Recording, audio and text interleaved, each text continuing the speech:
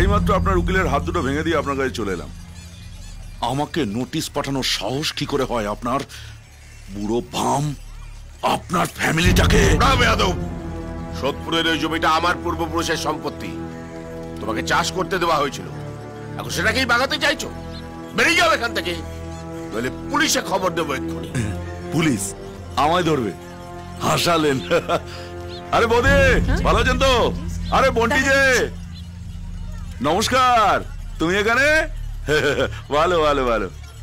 আপনার বাড়ির সব মহিলারাও এখানে রয়েছে দেখছি। হ্যাঁ, কেন আমাকে নোংরামি করতে বাধ্য করছেন বড়বাবু? ভালোই ভালো এই পেপারটা সই করে দিন, আমি চলে যাব। নইলে নইলে কি করবে তুমি? গায়ে হাত দেব। আপনার নয়, মেয়েদের সবার সামনে। আর কোথায় কোথায় দেব সেটা নিশ্চয়ই বুঝতে পারছেন।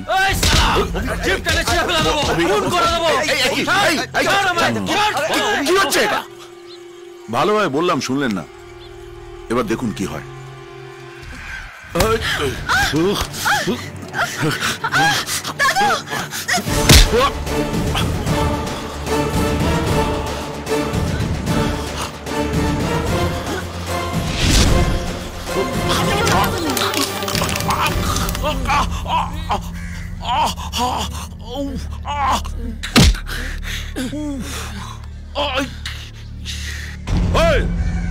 তুই কেবে ওদের বাড়ির হয়ে লড়ছিস?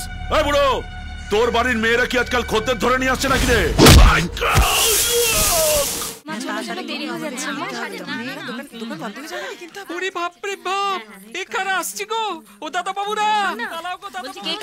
খেতে হবে না, প্রমীলা বাহিনী আসছে। চল আমাদের সঙ্গে। যাবো তো, খাবারগুলো খেয়ে নি। তুই গেল, তোকে যেতে হবে না।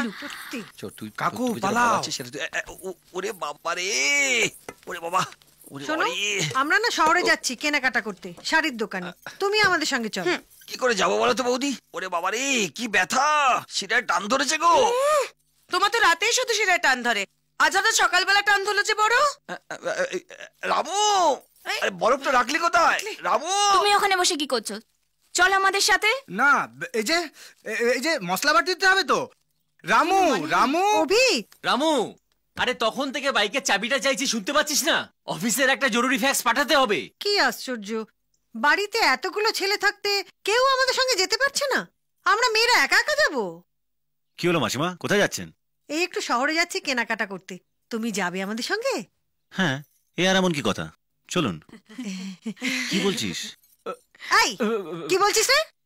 একদম ওর কথা শুনবে না, বাঁদর ছেলে কোথাকার। তুমি আমার সোনা ছেলে, চলো আমাদের ঠিক সঙ্গে। বলেছো। চলো। আজও গেল।